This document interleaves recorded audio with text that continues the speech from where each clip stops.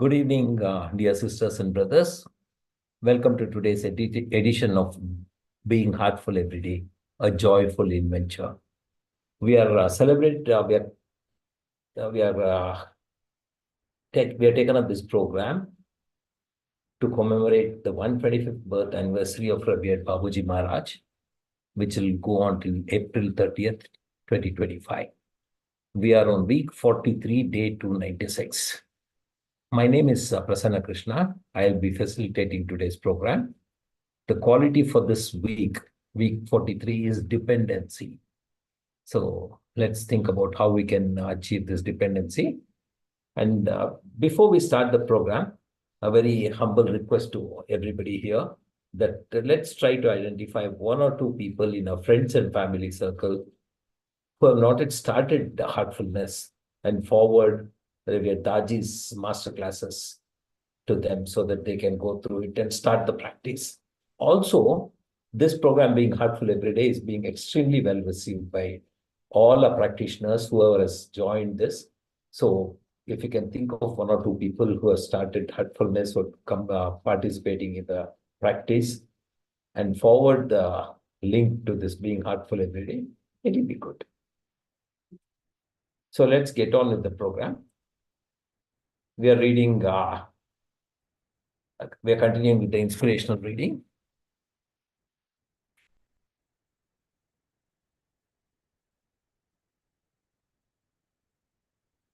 We had completed the story of a person who had stolen some counterfeit notes and how he tried to find a series of lies. So we had stopped at this paragraph. Let's read the last paragraph we had started. We have stopped so that we get a continuity. This is a very crude, worldly example, but it does demonstrate how we get caught up in the web of complex thinking to justify ourselves. Compare this with truth, which is so simple, effortless, and creates no heaviness in the system. There is only innocence. Babuji, the author of these 10 principles, writes in his commentary on Principle 5. Truthfulness really implies the sense of presenting one's own self in true colors. This is the state at which one exclaims spontaneously, "It is as it is."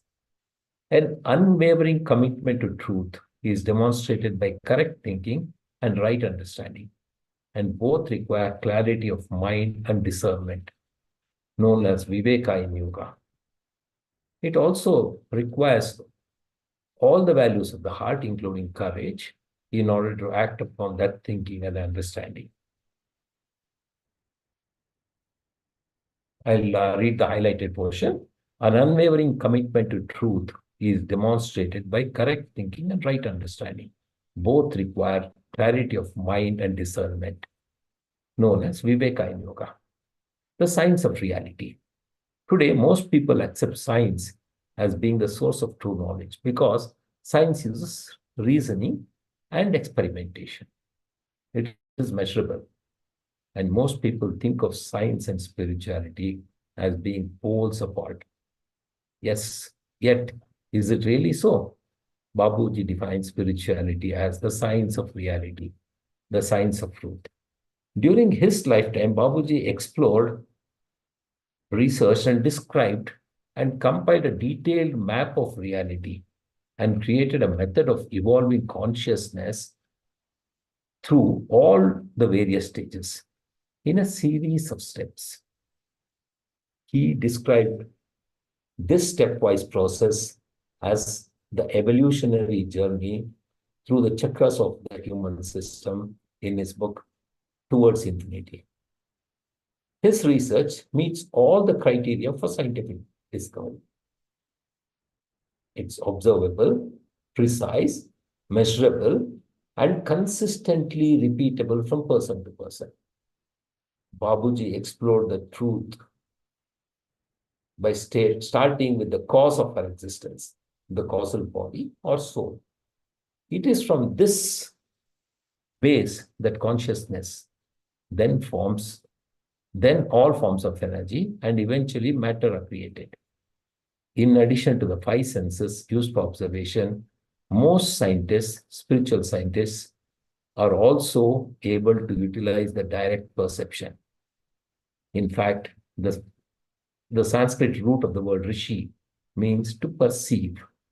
A rishi is someone whose perception is pure because the field of their consciousness is pure and unbiased.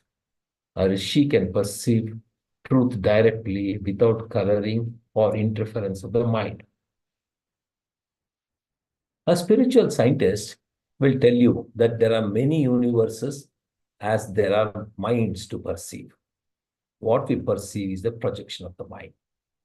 And it's only when our consciousness is pure that the other functions of the mind, example, contemplation, thinking, feeling, intelligence, decision making, ego, and willpower, are unbiased. Only then is real truth perceived. For most people, consciousness is colored and filtered because of the complexities and impurities they have accumulated. Their lens of perception is not clear, and information is interpreted according to the concepts of their belief system. What is perceived is their individual reality rather than the universal reality. I'll read the highlighted portion. It's only when a consciousness is pure that the other functions of the mind, example, contemplation, thinking, feeling, intelligence, decision making, ego, and willpower are unbiased. Only then real truth is perceived. How do we arrive at truthfulness?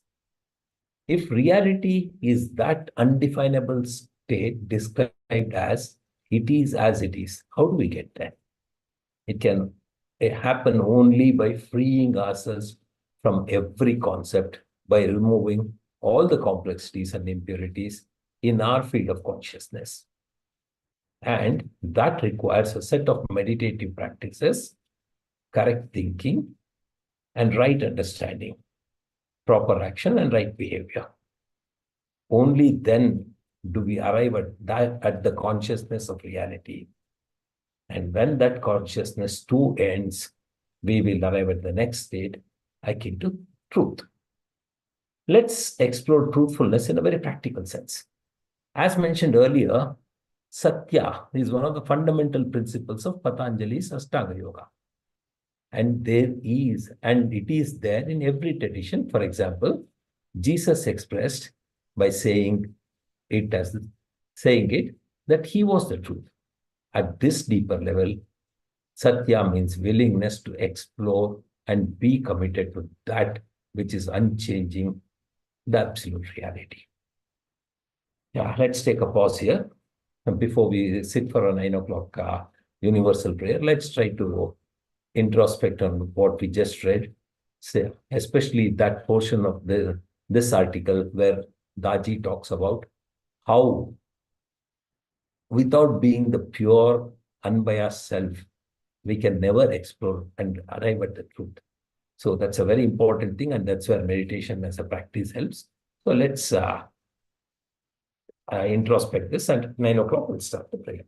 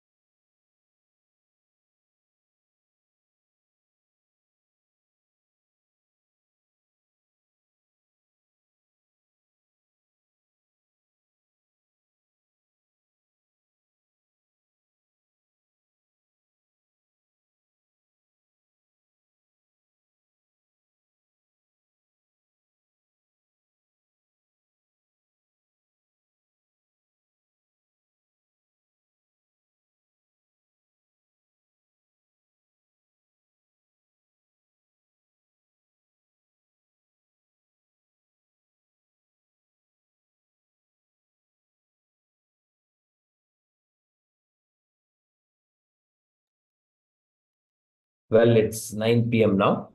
Time for a universal prayer. Let's all sit comfortably, gently close our eyes, try to get into a very deep, prayerful attitude. And we'll start a prayer that all brothers and sisters are being filled with love and devotion, and real faith is growing stronger in them. Like we've been talking, there are two things which are very important, just to re-emphasize it. One is the fact that unless we get into this very deep, prayerful attitude, it will not be as effective. Of course, it will be effective, but if we really want it to be effective, we'll have to get into this deep, prayerful attitude, and our heart should be filled with this love, devotion, and faith, which we are praying for in others' hearts. So, with a heart full of love, devotion, prayer, faith, and a very deep attitude of prayer, let's offer our prayer saying, all brothers and sisters are being filled with love and devotion, and real faith is growing stronger in them. हम आराम से बैठेंगे, धीरे से अपने आंखें बंद करेंगे और एक गहरी प्रार्थना भाव में डूब के हम ये प्रार्थना करेंगे कि सभी भाई बहन प्रेम और भक्ति से भर रहे हैं और उनमें सच्ची श्रद्धा दृढ़ होती जा रही है। जैसे हम बात कर रहे हैं, दो चीज बहुत इंपॉर्टेंट है इधर। पहला चीज ये है कि हम वो गहरी प्रार्थना भाव में डूब हो जाना चाहिए, ताकि अपना प्रार्थना जो है वो सबसे बेहतर होगा। दूसरी बात यह है कि हम जिसके लिए प्रार्थना कर रहे हैं वो प्रेम, भक्ति और श्रद्धा, और अगर अपना दिल में, अपना हृदय में बर के रहते हैं तो अपना प्रार्थना और भी असर पड़ सकता है। तो हम अपना दिल में ये प्रार्थना, भक्ति और श्रद्धा रख के, गहरी प्रार्थना की भाव में डूब के ये प्रार्थना समर्पित करेंगे कि सभी भाई बहन प्रेम और भक्ति से भर रहे हैं और उनमें सच्ची श्रद्धा दृढ़ होती जा रही है। Let's continue our prayer till 9:50।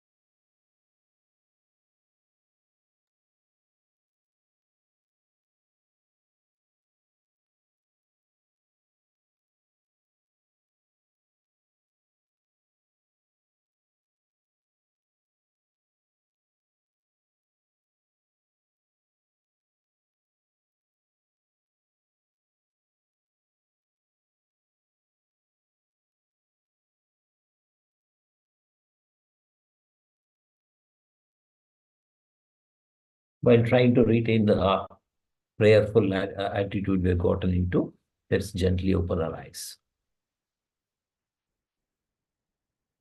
Well, this brings us to the end of today's program. See you all tomorrow at 6 a.m. in the morning. Also, a gentle reminder that all of us should sit for a bedtime prayer, reflect on the day's activities. So that's all for today. Good night. Namaste. And thanks for joining.